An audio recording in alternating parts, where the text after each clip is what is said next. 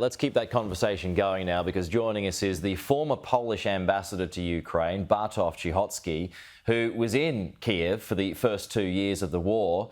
Sir, it's good to have you with us this evening, your time. First of all, I just want to back things up a little. How did you feel about that confrontation at the White House on the weekend? Was it a mistake for Zelensky to take Trump on?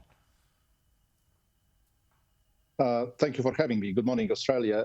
This was a disaster for the transatlantic family. I believe both for President Zelensky and President Trump.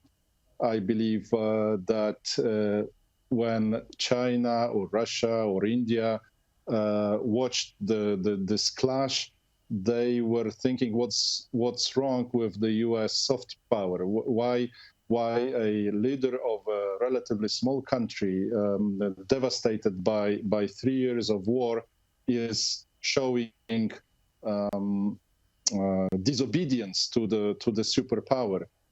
So now, after London summit, we have more balance. We have a strong message that we have to stay united, that Europe cannot technically sustain the defense efforts without the U.S.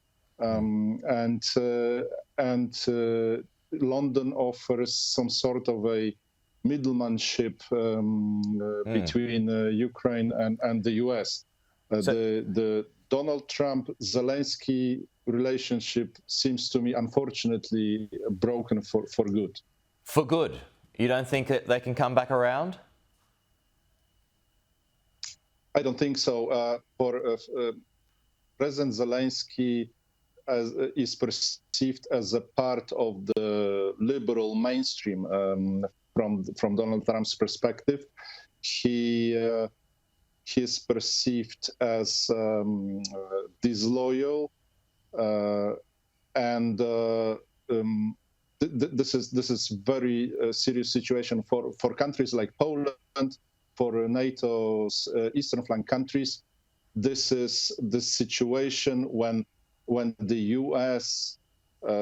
does not seem to be losing a wider picture behind Zelensky is very dangerous. We are neighbors both to Russia and Ukraine. We need the U.S. Europe, unfortunately, is waking up far too late. This is the 34th, actually, year of war. We are not producing a lot of ammunition and equipment, many capabilities. Only the U.S. are having it. Yeah, so just back to your point when you mentioned that Zelensky was disobedient. Who do you think was right in the White House? Was Zelensky out of line, or was Trump and Vance, were they too strong in ambushing him? I don't think it matters now. I mean, this disaster took place. We should now focus on rebuilding what's possible to rebuild. There are so many stories from behind the scenes. Very difficult to judge. Sure, but this should never have happened. Okay, so further to Trump's point, I mean, do you think Ukraine is more Europe's problem than America's? So Europe should be doing more? Russia is our common problem. Ukraine is not a problem. Russia's aggression is a problem. I don't think the U.S. can focus on the strategic challenge, which is China, without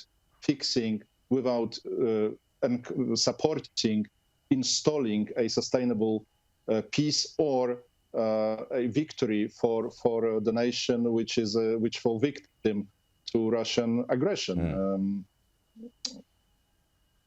As simple as that. Sorry, sure. But we see how this big war, Russian aggression on Ukraine, started or encouraged smaller challengers to the post-Cold War system, like Iran, like China, like North Korea, the spillover effect is visible, and we should start altogether the transatlantic community to fix